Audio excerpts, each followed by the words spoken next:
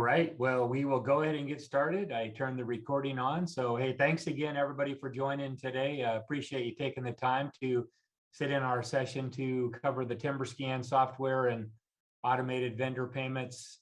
And I'm Jeff with Sockeye. I think I probably know most of you on the call today, but if not, I'm happy to have met you virtually anyway today. So I'm going to go ahead and introduce Mike Carbonneau. Mike is the Senior Product Director for the TimberScan product. Mike's with Avid Exchange. And Mike, thanks for joining today. Always appreciate you taking the time to do these presentations. I don't think anybody out there would want to see me try to stumble through the presentation today. So I will stop my sharing, and while I'm doing that, please feel free to ask questions through the chat panel today. I will keep an eye on those for you, Mike. And as questions come up, I'll try to interrupt you and at an appropriate time. So thanks again. And I'm seeing your screen okay right now, Mike. If you want to make it full screen, I think you're ready to go. Excellent. Thank you, Jeff. I appreciate it. And welcome, everyone. So today we are going to cover TimberScan. We'll take a deep dive into the application. Before we get there, I just wanted to walk through a brief PowerPoint presentation just to set everything up. So basically, when we're talking about TimberScan, what we are referring to is a complete purchase-to-pay system. We refer to it as one platform with one data entry point that's seamlessly integrated with Sage. Some of the key features of TimberScan: automated workflow from purchase order to routing and approval of AP invoices using a rules-based routing system.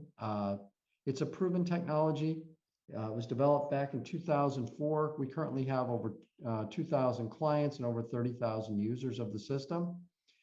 It was designed exclusively for Sage 300 CRE. That's something you're going to see me highlight and reflect on several times throughout the application, is how the integration that we built, we think, is second to none with regard to how we extract and also push and pull data back and forth from Sage 300.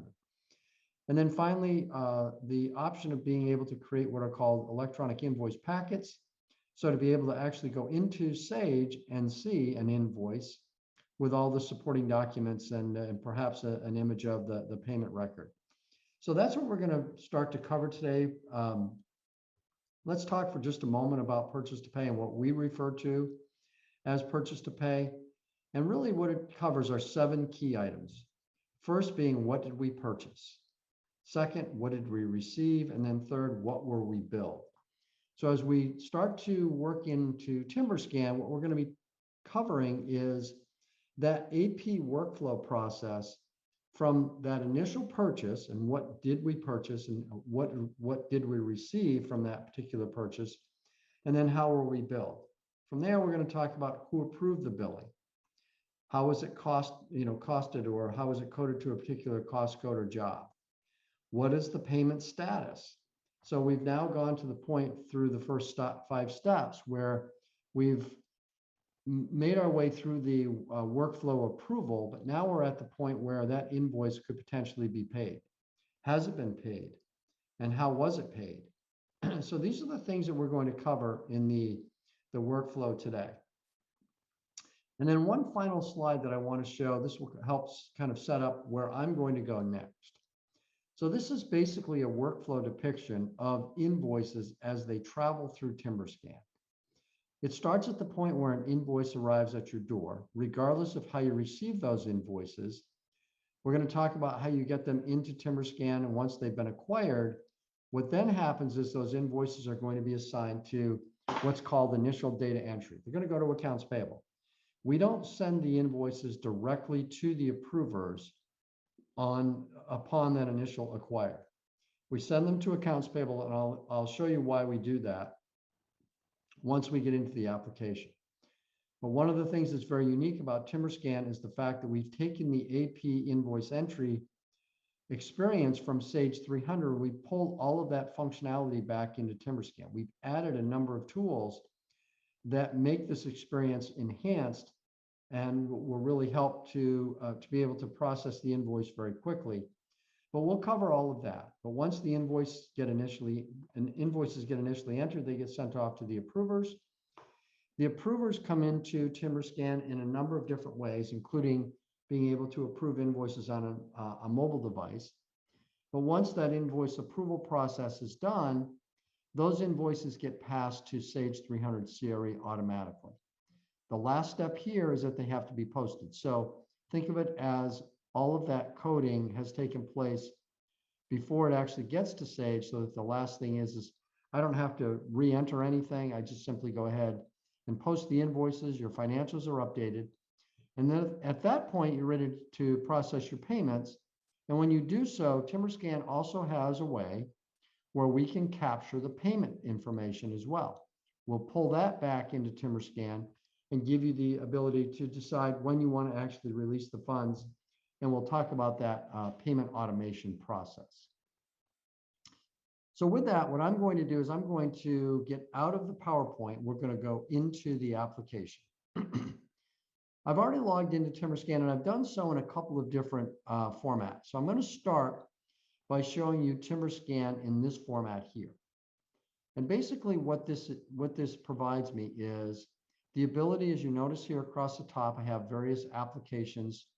And then as I select anything here, for example, if I go into the reports menu, it will display all of the various report options that I have, and I can choose any of these. And if I do so, it then opens up that dialog into the lower body of the application. So from a navigation perspective, TimberScan is a very easy system to learn how to navigate. Now, as I opened up my application, you notice how I have my dashboard. There are dashboards built throughout TimberScan. This is just one example. And what this is showing me are, for example, invoices by vendor, by days to discount, by job. And if you notice on these pie charts here, if I start to hover the mouse around the pie chart, it will display these tooltips that will tell me the number of invoices for that particular vendor and the dollar amount. Same thing with job. And then if I were to click on any of these tabs, it will actually take me into basically drilling down into the details of those particular invoices for that vendor or that job. Now, this particular dashboard, there are a number of options here. Over here on the right-hand side, I can simply pick and choose which dashboard widgets I want to see. I just happen to pick these 6 that I wanted to display on my screen. But you can just basically go through and choose more, less, different options. But it just gives you that flexibility where if I'm opening up the system at a 20,000-foot view, I can see exactly what needs to take place or where we stand on certain information such as vendors, jobs, and whatever. Okay, with that, let's go ahead through the workflow. Let's start at the point where an invoice arrives at your door. And regardless of how you receive the invoices initially, to get them into TimberScan, we start at the acquire step, and then I'm going to choose the option acquire images, and it opens up this viewer. Now, there are several ways in which you can go about acquiring invoices. One thing you can do is drag and drop. So if I had an invoice that was sitting on my desktop, maybe it was in a folder, maybe in a file, maybe it was something that got emailed to me and I want to take the attachment, you can just go ahead and grab the invoice, pull it in. When you say okay, it then opens up those particular invoices into the viewer like you see here. And you notice how I have the first page in front of me, which I can zoom in and zoom out if I want, or you can just use the wheel of your mouse like I'm doing now, and you can size the document on the screen and make it as large or small as you need to. Over on the left-hand side, you have the thumbnail view. So this was a multi-page document that I acquired. So I can scroll up and down, I can select or choose different pages that I want to see. And you'll notice how, for example, let's say that this came in as one PDF, and there are separate invoices in this one PDF. So what I need to do is go ahead and split them. So you can either click on the button at the top called Mark as New Invoice, or you can just right click and you can say, I want to insert a break, and it just separated those two invoices into invoice 1 and invoice 2. So it's that simple when you acquire to, if you needed to be able to manipulate, separate, whatever you need to do, you can. You have all kinds of annotation controls here on the right-hand side also. All right, so drag and drop is one option. let's look at a different option. Let's say that you had invoices that came in the mail. What you would do in that case is, again, in the acquire screen, you would scan those invoices to a file that we're going to link to TimberScan. So your routine is invoices come in, we open the mail, we put those invoices onto our scanner, we scan them to our TimberScan file, and then the only thing you have to do here, you hit the open file button. Those scanned invoices are all sitting here in a file, and I can just go grab a whole batch of them all at the same time, and it pulls those particular invoices up into the viewer like you see here. And again, I can do what I did before. I can just scroll up and down, and I can just grab whatever I need. Now, the other option that you can choose is email. So more and more companies today have a designated AP email address where they've asked vendors and subs to be able to email their invoices. TimberScan has an email monitoring tool that works behind the scenes. And basically what happens is that as an invoice or invoices come into that email address, TimberScan can monitor that email address for you. It will grab the attachment from the email and it will drop it into an email file for you. So again, similar to as if I were scanning the invoices to a file, those emailed invoices got extracted from the email and got dropped into a file. So then again, I just go out here, I open up my email file, and here are my emailed invoices, which again, I can just grab a whole batch all at one time. So what's the real point of this? The purpose is that instead of me having to monitor an email address and constantly drag and drop every attachment from the email, either to this acquire screen or to a file myself, the system basically does all of that for you behind the scenes and just makes it simple for you to be able to just go out, open up that file, those emailed invoices are there, and you just pull them in automatically. All right, so the last step here is that I now have to take these invoices and assign them. And remember, when we were looking at the PowerPoint slide, we're not going to take these invoices and route them off to an approver yet. They're going to go to AP entry. So the data entry group is the person or group of people that I'm going to be assigning these invoices to. And you can have multiple people here, multiple groups, as you can see. I happen to have a group of people that I've assigned, and I've labeled them as DE, data entry. So I'm just going to go ahead and take these invoices, assign them to this group of people in data entry. And when I hit process, the invoices will come out of the viewer. They will get sent on to this person, this group, and they're going to pick them up and they'll start entering the invoices in TimberScan. So that's it for step one, acquiring the invoices. Multiple ways to do this, very flexible, but also very easy. Okay, so let's say we've gone about acquiring some invoices. The next step is AP invoice entry, which is where I'm going now. I'm going to call up, I have 63 invoices. Obviously, I need to get moving here. I got to get these invoices processed. So I'm just going to randomly call up the first invoice in this batch. And I have this invoice in front of me for power equipment rental. So a couple of things about the AP invoice entry screen. First, I've got the image in the upper part of the window. And again, I can size it with a wheel on my mouse like you see I'm doing here. I have my data entry grid down here in the lower part of the window. And then I have a series of control buttons across the bottom and top. And I'm going to talk about several of these buttons as we go through this process here. Now, if I don't happen to know the vendor code for power equipment rentals, which I don't, I can just go ahead, I can just search from the list. I'm going to go out, I'm going to search the vendor file, and I'm going to start to type ahead to go find power equipment rental. All of your master files from that you're searching in TimberScan, the vendor, the job, the cost code, GL account code, commitment, all of those things are coming directly from Sage 300 CRE. So when you're processing invoices in TimberScan, it's as if you were already in Sage 300. Basically, what we did is we designed TimberScan as a layer that kind of sits on top of Sage, and we're just exchanging the data back and forth. So I go ahead and I choose power equipment rental. If you're using the compliance portion of Sage, you'll get these compliance warnings that will pop up. And again, I probably should have mentioned, just to reiterate what I had said back when we were looking at the PowerPoint slide. This data entry grid is the exact same data entry grid that currently exists for me in Sage 300 CRE. If I went into Sage right now and went to AP invoice entry, all of these fields are aligned in the exact same order.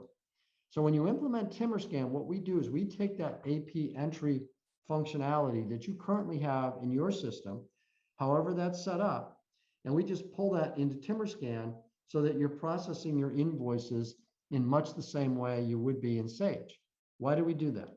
We wanted to make it as common as possible so that you're not having to enter invoices one way when you're in TimberScan, and if you happen to have to, for some reason, put an invoice into Sage, which I don't know why you would if you had TimberScan, but everything would be kind of relative and it would kind of follow the same pattern. The data entry would follow the same routine in terms of where these fields are lined up. Okay, another thing here, let's go through the invoice. So at this point, I'm just going to go ahead and plug in invoice 24011.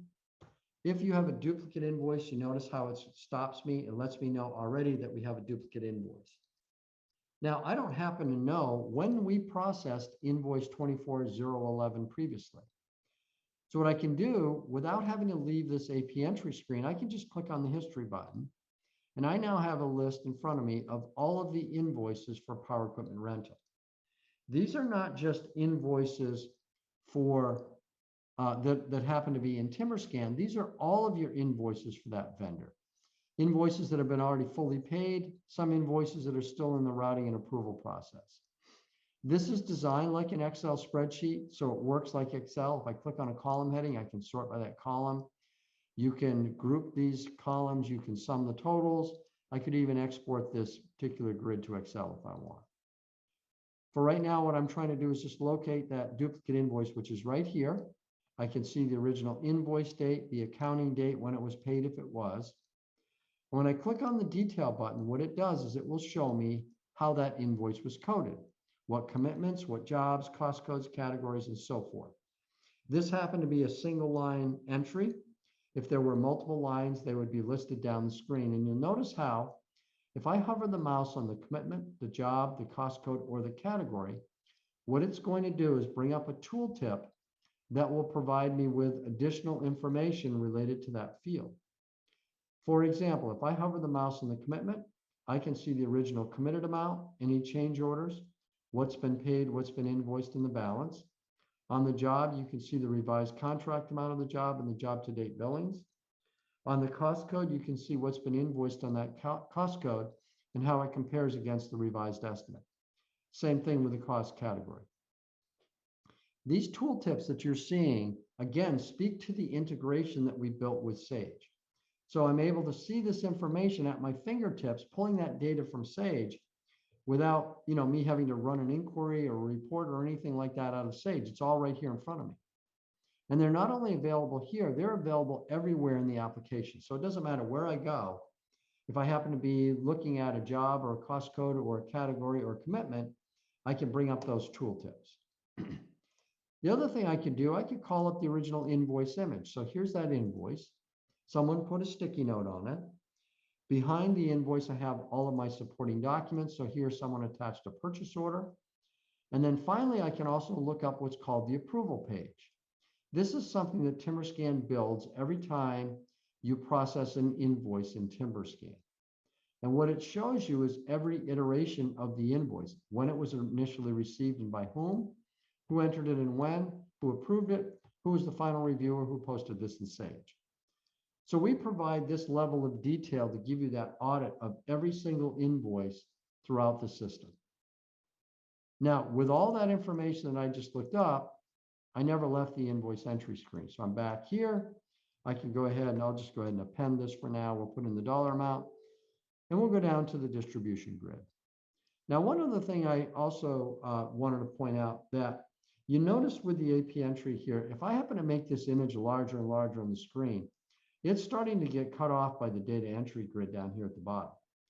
But if you have dual screens, or you happen to want to just move this data entry to another side of the screen, you can just slide this over.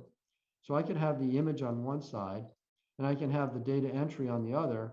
And it's just basically allowing me to display it, however I want here. Now, we go down to the distribution. I'm going to take this in two formats. I'm going to start with an invoice that has a commitment. Then I'm going to back up and we're going to see a different scenario where we have an invoice without a commitment. So in this case, let's start with one that has a commitment. I don't happen to know the commitments offhand, but I'm just going to go ahead to the list. I'm going to find, whoops, we're down here, sorry.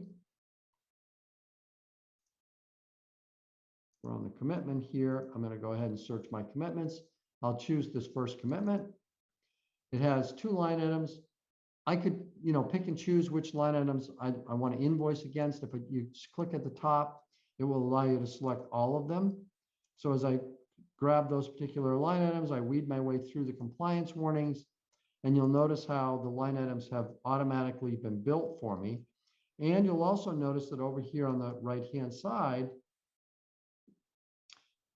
we have what's called the commitment summary, showing me what the committed amount is, what has been invoiced so far, what is currently in TimberScan. And if the balance goes negative, you notice how it highlights it for you there in red. This is obviously a serious issue here.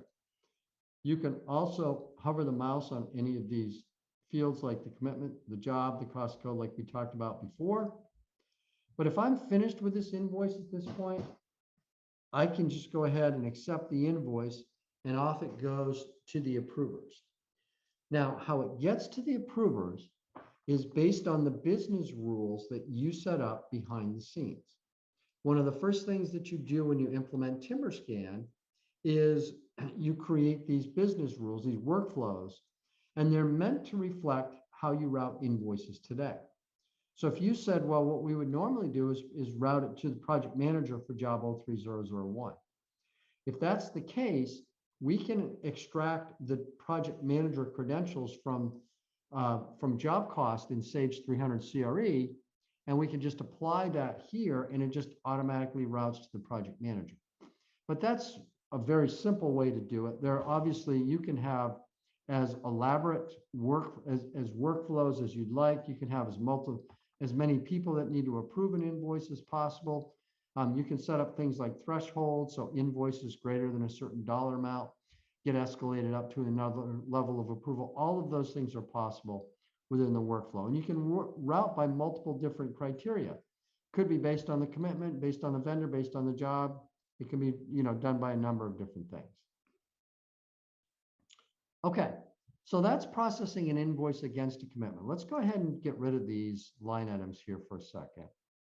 And I want to talk about another option where, let's say I don't happen to have a commitment, but maybe what I do is I charge this to job 03001. I'm finished at that point. I don't happen to know in AP entry how this is supposed to be coded. But what you can do in TimberScan is you can go ahead and accept the invoice, send it off to the approvers, and then they can pick up the invoice and they can finish the coding for you. So we're not requiring that on initial AP entry that someone has to put in, some sort of a cost code or a fake cost code just to get this invoice routed to an approver or approvers. It doesn't have to happen that way. This does not have to be a fully coded entry for me to be able to accept it and send it off to the approvers and then let them code it on their end. Now, you could say, well, we like this part, but we don't want our approvers to actually do coding. That's okay too. You can still send it off like this, and then they can just go ahead and they can add a note on their end to specify what that cost code is that you need it to be charged to or whatever. And then once they approve it, it can ultimately be returned to whoever needs to actually do that coding. So you can restrict people from whether or not you want them to actually physically code or not, but this gives you that flexibility. A few other items here. We talked about the history, supporting documents. So if I wanted to, for example, just click on the supporting documents tab, there may be some other documents that I may have already acquired that I wanted to go out and look and see if this, for example, this purchase order, this is the one I need. I just click on the attach button and it will go ahead and attach that purchase order to the invoice. You can drag and drop documents right to the screen if you want. So I don't have to have something that's already queued up in my supporting documents queue, I could just go ahead and drag and drop it here. You can also email from here. So instead of me, let's say I had some correspondence with my contact at Power Equipment Rental, and I want to be able to send them a copy of their invoice. I don't have to, maybe print this to a PDF, go to Outlook, create an Outlook email, and then attach the PDF to the Outlook email. You can basically do it all right here. I just say I want to email from here, and I'll just go ahead and say who I want to send it to, and I'll just attach a copy of this invoice as a PDF and hit send, and off it goes. You've got all of your annotation tools over here on the right. And then, as I mentioned, you can also put comments on or notes on the invoice so that you don't have to clutter up an invoice with a bunch of sticky notes. Okay, we're going to cover one last item with respect to AP invoice entry, and it's the option of being able to apply optical character recognition to a vendor's invoice. So what you saw me do so far is I came in here and I basically keyed everything in from start to finish. Let me back up for just a moment. I'll show you a different, well, actually, let's do this. Let's go out and I'm going to show you what's called the capture template. So the way that the optical character recognition works is that I would take an invoice, I would acquire that invoice, and I would say, I'm going to set up a template for that particular vendor's invoice. So I'm going to use an example here of HD Supply. And when I open this up, you'll notice that this is a copy of HD Supply's invoice. There's a menu across the top that provides me with information such as how I want to go about identifying that particular vendor's invoice, the invoice number, for example. So this is something I want the system to grab the invoice number from HD Supply's invoice and pre-populate the invoice entry screen so I don't have to key it in myself. So the invoice number, you notice how it's highlighted here in blue. What you're going to get these what are called suggestions. It's going to have the blue highlighter, and you might need to move this around a little bit, adjust it, just in case, for example, I needed to make it a little bit bigger. So in case their invoice number happens to be the full length of the box or something like that. But you're basically just taking this information, making sure that that area is highlighted properly. Go to invoice date, same thing here. That's highlighted in gray. A little further down, the balance due is highlighted here in green. If there was a description on the invoice that I wanted to retrieve, I could perhaps grab something from that. If your vendor happened to put your job number, or maybe your commitment number is your PO number, you can highlight those fields and you can grab that if you need to. Now, in addition to the information that you can retrieve from the actual invoice image, you also can set up what are called a series of defaults. So an example of a default would be something like this. On this invoice, I can get the vendor's invoice number, the invoice date, I can get the dollar amount. But I can't get HD Supply's vendor number. They didn't put their vendor code on their invoice because that's something you've set up in Sage 300 CRE. Chances are they have no idea what their vendor number is that you created for them. But what I can do under this option called invoice coding is you can go ahead and put in their vendor code here, save it, so that anytime I get an invoice from HD Supply, it's going to reference their vendor number and it's going to populate that field for me and any other fields that you want to populate as well. So the combination of being able to extract from the invoice as well as setting up defaults leads us to this. I acquire an HD Supply invoice. It drops it into AP invoice entry.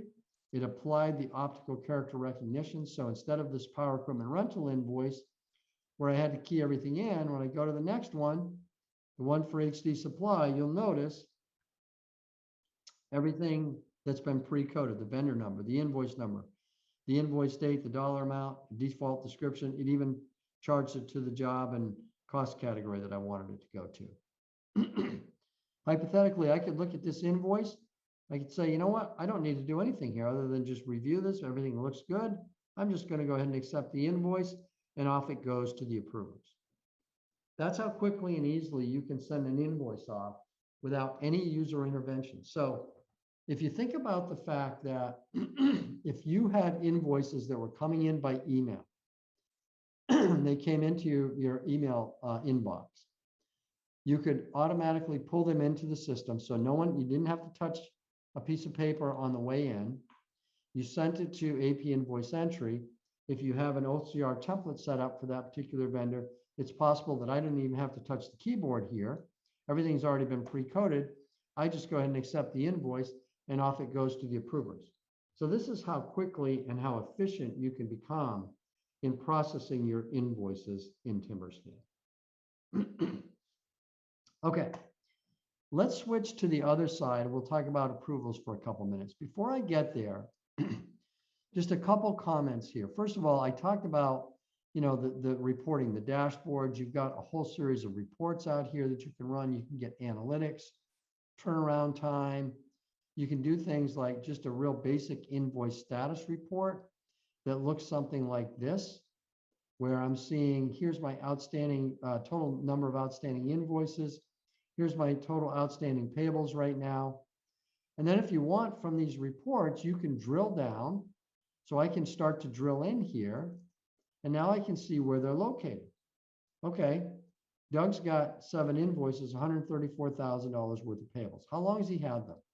I can drill in again, and then it shows me when they were assigned to him. I've got vendor invoice. I've got all my information here in front of me. So you can get as much detail as you need for any reporting purposes. The inquiries will do similar, but one other note about the inquiry. So I'm going to take an example of a job cost inquiry. If you do any, we'll call it time and material or cost plus billings, or maybe to compile for a loan draw or for a job audit, you need to be able to pull up all of the AP invoice backup. For any of those criteria, you go to the job cost inquiry. I'm going to say all dates here, but you could do this for a particular date range. And then you could say, all right, give me everything for job 03001. And literally in a matter of seconds, I've got, again, what looks like an Excel spreadsheet, a report that shows me every invoice for that particular job for that time period that I selected. And as I scroll across, there's a lot of detail for each of these invoices. But the point I wanted to make is way over here on the right-hand side, I have all of my invoice images. When you click on the report button, you could go ahead and just download those images, or you can include the invoice and any of the supporting documents. So for a substantiated billings report, the system lets you create this in literally a matter of seconds. And then once it's been created, I do. Here's an example of one here where it shows me jobs, shows me the various cost codes that were charged. And you notice as I start to scroll down here, I've got all the invoice attached behind it. Okay. All right, so let's do this. We've entered some invoices. Let's go to the approval screen. And as I do this, I'm going to switch to a different user experience. I've been showing you TimberScan over here. I want to now show you TimberScan using the browser. So this is called TimberScan Go. It's TimberScan. It's the exact same application that you're seeing here. It's all basically kind of one and the same. It's just that what we've done over the course of time is we have started to take all of I call this more the desktop application. We've taken the functionality from the desktop and we've migrated it to a browser. So what that means is that we're giving clients the option of being able to process using this. And this is, I find this to be very easy to work with. It's easy to navigate. However, if you prefer to do things in a browser, there are a number of things from here, including everything that I've just covered, AP entry, acquire, and what have you. You can do all of that in TimberScan Go in the browser. Now, what I'm focused on right now and where we built TimberScan Go originally was for the purposes of an approver. Why did we do that? We did it because we wanted to give the approver the option of being able to approve their invoices using any device. So if I happen to call up an invoice, these are the invoices that are routed to me. If I call up an invoice for power equipment rental, what I could do here, and this is sometimes a little hard to simulate here, but I'm going to try. Okay, I'm going to just update this. Okay, so what I've done is, whether I happen to be sitting at my desk, at my desktop, my laptop, whatever it happens to be, maybe it's an iPad, or I happen to be on my phone, I can still call up my invoices. See how it says install as a native app? So basically what it allows you to do is, it allows you to, what you would see on your phone would be this wheel, your TimberScan Go wheel. You touch that, it opens up your invoices. And then from here, I have all of my options to be able to put the invoice on hold, reject it, approve it. I can look at the coding, see how it's been coded so far. I can add notes to it. If I need to add a note, maybe I pick up my stylus and I put in a note or I type it in. So basically, it's giving you all of the flexibility to be able to do whatever you need to do, regardless of where you happen to be doing it from. So from an approver's perspective, they're out in the field somewhere. Maybe it's a project manager that's on a job, and they want to be able to approve the invoices from their phone. They can do it. Now, of course, if I'm happen to be at my desk, then I can always just come in here and I can choose to just use it in this format like you see here. But again, the whole idea is, if I have some distributions here and I want to be able to go out and look at my cost codes, maybe I want to see the tooltip, you just click on the little inquiry button, brings up the tooltip for that particular cost code or job or whatever it happens to be. If I needed to add a line item or change a cost code, or whatever I need to do. Maybe this one didn't have a cost category, so I need to say this is a material item, so I just go ahead and update it, something like that. Again, I mentioned how you can approve, you can reject, you can put it on hold. If you reject or put an invoice on hold, you have to put a reason in as to why you did so. So let me just go ahead. I did make a change there, so I'm going to go ahead and continue. It's going to update that invoice. But so if I'm rejecting an invoice or putting it on hold, I have to put in a reason as to why I'm doing that. That way, if someone else wants to know what the status is, they can see, oh, this is why Mike rejected that invoice, or this is why he put it on hold. When you reject, you can also reject back to previous approvers. So if I happen to be the third person who's supposed to be reviewing and approving this invoice, 2 people prior to me have already seen it. They've already reviewed and approved it. They sent it to me. I can reject it back to one of the previous approvers. I don't have to send it all the way back to where it originated in accounts payable, for example, unless that's the only person or the only group of people that were associated with this. Okay, so those are kind of the basics of the approval. Very straightforward, simple, easy, flexible, allows you to be able to approve in essence from anywhere.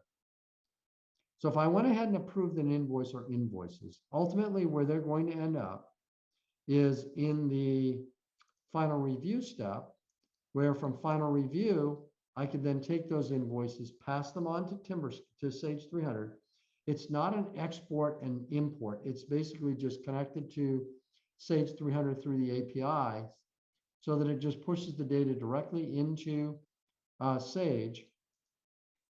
And at that point, the last step in the process is I just have to go ahead and post those transactions. And now my financials are updated. So once they get updated, if I'm in here, I could potentially go in and I could do an inquiry. I'm going to just show you an example of one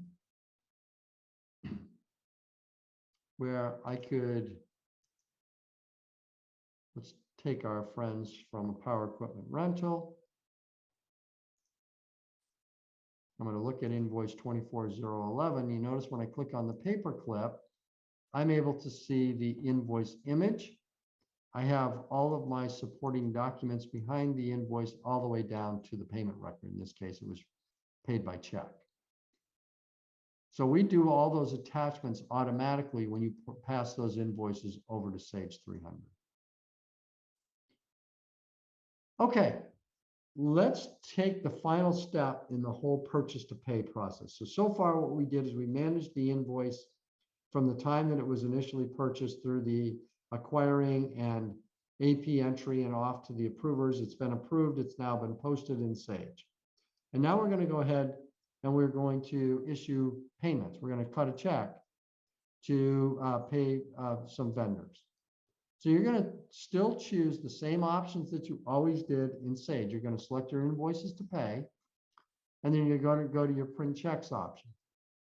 The only thing that's going to change is that in here, instead of actually physically sending those payments to a printer, what you can do instead is under the printer setup, there's an option called Print to Avid. What this does is this allows for you to be able to capture the data. And instead of actually physically sending the checks to a printer, we're going to pull them back into TimberScan and give you the opportunity to be able to view and approve them in TimberScan before they get released for payment. Now, before I continue with this, I want to emphasize that you don't have to do this for every single payment that you make. If you have certain circumstances where you need to issue a check to someone immediately and you don't want to go through this process, you don't have to. This is not an all or nothing. It's an option for you to be able to choose to eliminate you from having to constantly print out checks for every single payment that you make, and then have to take those checks, stuff them in envelopes, and then have to mail them out to your various vendors and subcontractors. What it will do instead is it takes that data that you would normally send to your printer and it sends it over to TimberScan, where I can come into my pay control system. And then I'm just going to go ahead, I'm going to choose, whoops, I got logged out.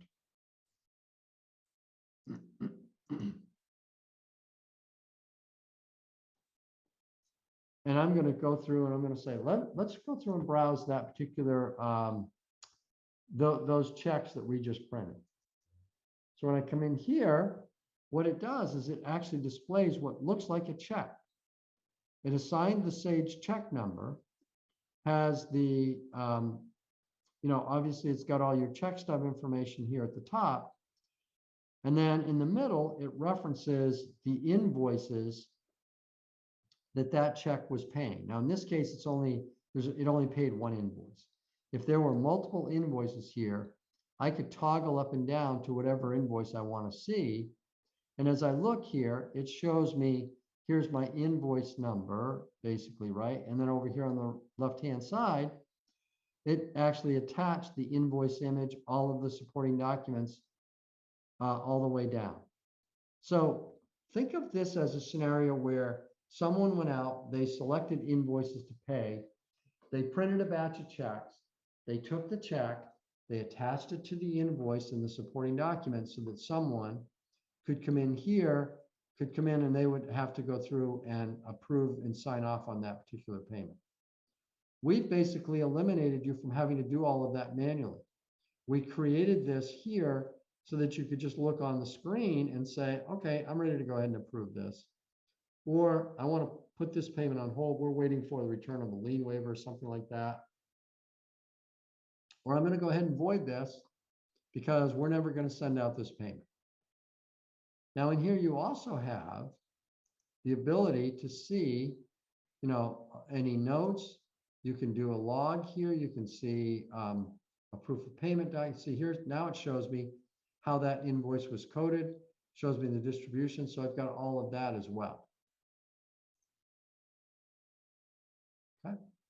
Now, what happens when we actually approve that particular payment? Basically, what it does is it will then release this particular payment to the Avid Pay Network. And Avid Exchange will pay your vendor on your behalf. So think of Avid Exchange like a financial institution, basically like a bank where they're going to go ahead and they're going to just issue the payment to the vendor. The vendor can choose 3 different ways in which they can be paid. They can be paid by a virtual card, 16-digit merchant card. They can be paid by ACH, we call that Avid Pay Direct, or they can be paid by check. Some vendors still want to be paid, prefer to be paid by check, which is fine. So they just go ahead and issue the check. But what this does is this now absolves you. You don't have to worry about check fraud. You don't have to concern yourself with having to maintain all sorts of vendor records for ACH or anything like that. Avid basically handles all of that. All you have to do is just say, I want to approve the payment, and off it goes. And then the final item here, in addition to that, is the pay inquiry. So the pay inquiry is designed for you to be able to reference and see the status of any transaction that's gone to the pay network. So for example, if I look at Kingston Plumbing here, I can see here's the check number that was issued from Sage, the bank account that we cut the check from. I can see what the status is. It's a cleared payment. How were they paid? They were paid by virtual card. And then it shows me the dollar amount. Now, let's say that, someone from Kingston Plumbing calls up there questioning, we didn't get paid yet. You can look here, you can see everything. Yes, it was paid. And you know what? If you'd like me to, I'm just going to go ahead and I'm going to submit for you a remittance advice document here that you can just go ahead and download, and you can send off to that particular vendor if you needed to. The other thing you can also do from here, you click on this plus sign, and it allows you to see all of the iterations of that particular payment, when it was initially sent to the pay network and everything that took place. So think of this as kind of your UPS tracking tool here to be able to see everything all along the way.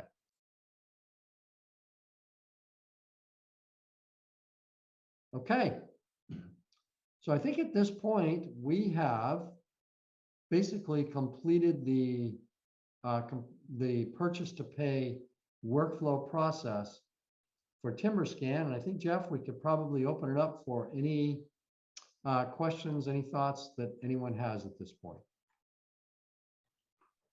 Yeah, Mike, hey, great job. I do have a few questions, a few that came in, and I think I might know the answers to all of them, maybe, but I'm not going to venture into that area there. So the first one's I'll give you a softball one, easy. So one question came up is, do TimberScan users also need to be users of Sage 300?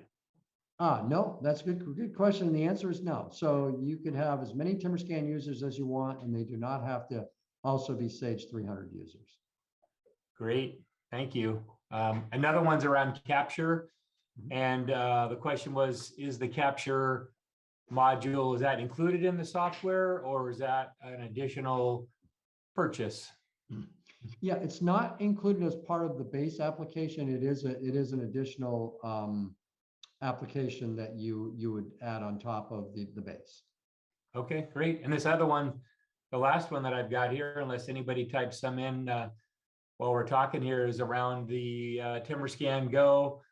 And similar question, is the TimberScan Go a separate purchase? And part two of that is, do the mobile users also have to be users in TimberScan? Or maybe just tell us a little bit how that works. Sure. So TimberScan Go is included as part of TimberScan. It's not separate. It's not a separate purchase or anything like that. And as far as the mobile users, yes, they do have to be a user of TimberScan. That's how they're going to get this wheel to be able to basically download onto their phone, so that they can log in through the wheel to their application to be able to open up their invoices. Great, thank you. And yeah, we just had another one come in. It's about the question around invoices and can they be batched for reviewers so they aren't overwhelmed maybe with 10 or 15 emails or something individually in a single day? Oh, that's a great question. And you know what? That's actually something that I forgot to mention. So if you notice back here, let me go back to the original application and go to invoice entry here. And so if I were entering an invoice, there's this accept button. And now what you have is you're basically going through, let's say I'm processing, 50 invoices today. So I'm in here, I'm processing, I accept each invoice. Now, when I hit the finished button, when you finish, then it basically will batch and send those invoices off to the approver. Now, at the same time, it can send an email notification to the approver at that time. So you're correct. They're not necessarily having to get an email every time an invoice gets routed to someone. In addition to that, we also have, I don't think I have it activated with this user, but we also have a notification system that's built into TimberScan. And you can use the notification system to do several things. One could be, maybe we just want to set up something where instead of sending an email at the end of an invoice batch, maybe what we want to do is just notify the approvers once a day. Maybe at 8 o'clock in the morning, they log in, they're going to see an email that says, you have invoices to approve or something like that. Or maybe they might want to send an email notification when an invoice has been sitting with someone for greater than 5 days, or maybe it's within 3 days of the discount date or something like that. So those types of things can be set up in the notification system. In addition to, if you just wanted to, send an email at the end of a batch, you can do that. But great question. No, we don't send an email every time an invoice gets routed to someone. Thanks, Mike. Appreciate that. We got one other one that came in, and I am not sure I completely understand the question, but the question is, can we enter to service management so that the invoice can be applied to an open PO? So I'm guessing maybe that a purchase order, an SM purchase order is being created possibly, and can we link an invoice to that SM PO? Yeah, are you so familiar with that, Mike? I am. All right, great. Yes. Yeah. So what happens is that for the service management invoices, you would still do the processing in Sage like you normally do today, where you would go in and exactly what you said, Jeff, where you'd link that service work order invoice to a purchase order, for example, and you'd process it through Sage like you normally would to start off with, linking it to that purchase order, for example. Where TimberScan comes into play in that particular aspect is you then go out and you acquire, and when you acquire, there's the ability to be able to match that particular invoice to that invoice in Sage Service, and it basically pulls that information directly into into TimberScan as a fully coded invoice at that point. So you're using the process that you normally would for service invoices in Sage. Then we pull it into TimberScan for the purposes of you then being able to go through and route that particular invoice. I hope that made sense. Yeah, well, it did to me. I don't know about the person who asked the question, but it made perfect sense to me, Mike. But, yeah, it's in this import tool that we have here. Yeah, I think you nailed it though. Yeah. Good. Okay. Well, great. Well, that's all the questions that have come in today. Had some really good ones in there. Appreciate everybody for asking those, and appreciate everybody's time today. And Mike, really great job as always. And if anybody has any questions, there's a follow-up survey that comes out. You can indicate in there if you want somebody to follow up with you, or you can reach out to me at jwilliamson@sockeyconsulting.com. Always happy to help. And thanks again, everybody. Appreciate it. And have a great rest of your day. Thank you, Jeff. Thanks, All right, everyone. thanks, Mike. All right, take care. Bye-bye. Bye-bye.